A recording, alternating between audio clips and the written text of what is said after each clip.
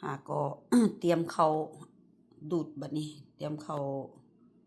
อัดถุงบัดนี้แพ็คแล้วละเตรียมรอดต่อไปขอบใจหลายๆเด้อลูกค้าที่ออเดอร์วันนี้ได้รับวันศุกร์เด้อโอเคแล้วงวดต่อไปมันอาทิตย์รับอีก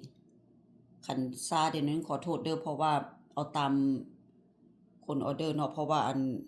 ขอโทษนำลูกค้าหลายๆอาทิตย์แล้วนี้อัดไปอันมาเครื่องตายอันนี้เครื่องใหม่ได้เครื่องใหม่มาละ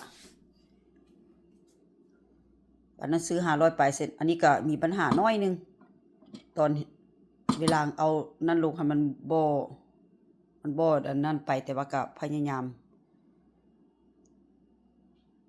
ข่มไว้ข่มจังซี่ไว้เวลาเฮามันก็นั่นเอง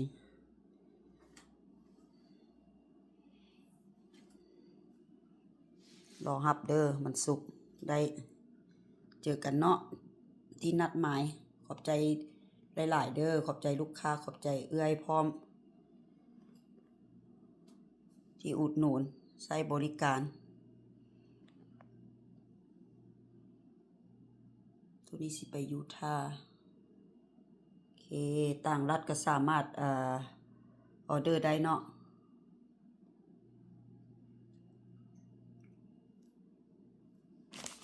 ถุงซ้ำนี่หันเทลงไปหันได้หลายได้นี่มีลูกค้าที่เพิ่นสั่งไปเพิ่นว่าพอดีกินคาบนึงเบิ่งคือน้อยซื้อตอนดูดนะแต่ที่จริงบัดเทออกมาแล้วมันหลายโอเคขอบใจหลายๆเด้อ